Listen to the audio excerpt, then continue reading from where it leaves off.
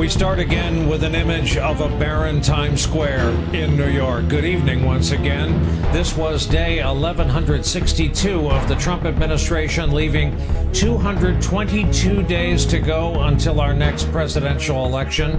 It's been 15 days now since the World Health Organization declared the coronavirus a global pandemic. And tonight, our country, sad to say, leads the world, but in an awful way. We have now surpassed China. We now have the greatest number of confirmed coronavirus cases on Earth. The president today said the fact that we have passed China is a, quote, tribute to our testing. He wants to clear whole regions of the country still to get back out, get to work pretty quickly, he said today. He added, the process has to start pretty soon.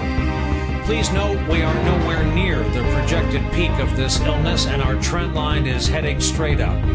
The president blew through a ton of impressive sounding numbers of masks and gloves and ventilators on order and being shipped. Some of the numbers were the same as yesterday, none of them with any bearing seemingly on the desperation we are hearing and seeing from urban hospitals, especially as the death toll soars. Remember, please, we have no idea how many Americans have the virus. Of those tested, over 82,000 Americans have been infected. Over 1,100 have now died. There are now upwards of 500,000 cases around the globe. Today, on the day we learn more than 3 million people have filed for unemployment, the White House revealed its new plan to try to reopen our country while also trying to contain the pandemic. In a teleconference with the nation's governors, Trump said he's looking into easing up on social distancing and other mitigation efforts. He's also calling for splitting the U.S. into high, low, and medium risk areas, county by county, as a way to potentially allow some people to go back to work. The president and vice president talked about it during today's briefing. We're going to be talking about dates. We're going to be talking with a lot of great professionals. But this is a country that was built on getting it done, and our people want to go back to work. We've got to start the process pretty soon. So we'll be talking to you a little bit more about that next week. We'll be presenting this weekend, the president, a range of recommendations and additional guidance for going forward. The president's made it clear that, in his words, he wants to open the country up. But we're going to do that responsibly. And as the president told the governors today, we'll do that based on the data. Now, the Trump administration's 15 days to slow the spread program comes to an end early next week. But remember, this virus doesn't obey a calendar. It doesn't recognize state or county lines. The White House coronavirus coordinator, Dr. Deborah Birx, says officials are concerned about the increasing number of cases around Detroit and Chicago. She sounded a note of caution about the president's plan. These are dialogues that the federal government has to have with state and local governments, because state and local governments make those decisions. And that's what's been inspirational to me, of seeing how much the governors understand where they are in their epidemic and what they will need to do in the future. Part of this will be the need to have highly responsible behavior between counties. And I think the American people can understand that.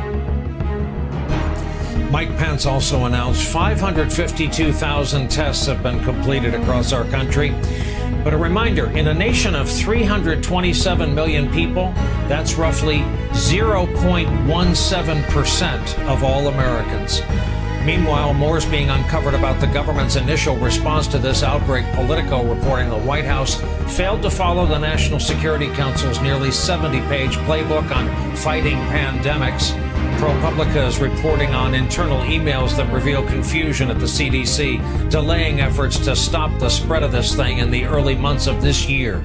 President Trump's own comments about readiness early on offered no few specifics. We pretty much shut it down coming in from China. We can't have thousands of people coming in who may have this problem, the coronavirus. We're prepared and we're doing a great job with it, and it will go away. Just stay calm and we'll go away. This is a pandemic. I felt it was a pandemic long before it was called a pandemic. All you had to do is look at other countries. I've always viewed it as very serious. Well, tonight in an interview with Fox News, the president criticized governors who have criticized his administration's response to this outbreak. And we have people like Governor Inslee. He should be doing more. He shouldn't be relying on the federal government. Governor Inslee, that's the state of Washington. He was a failed presidential candidate, and, you know, he's always complaining. And your governor of Michigan, I mean, she's not stepping up. I don't know if she knows what's going on, but all she does is sit there and blame the federal government. Some of these governors, you know, they take, and then they complain. The New York Times reports the White House's ongoing personnel dramas, the high turnover rate, the dizzying array of acting department heads also hampered the administration's response. As we mentioned this morning, came the concrete evidence of the massive impact this epidemic is having on our economy. Labor Department reporting nearly 3.3 million Americans filed first-time claims for unemployment benefits for the week ending 21 March.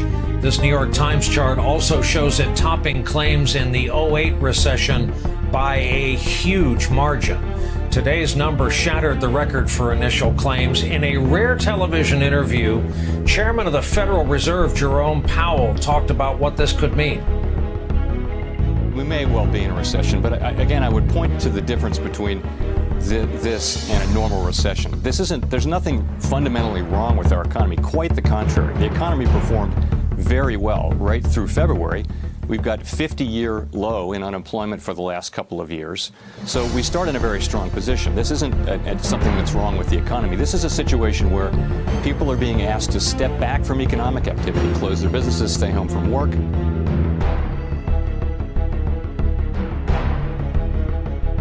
Hey there, I'm Chris Hayes from MSNBC. Thanks for watching MSNBC on YouTube. If you want to keep up to date with the videos we're putting out, you can click subscribe just below me, or click over on this list to see lots of other great videos.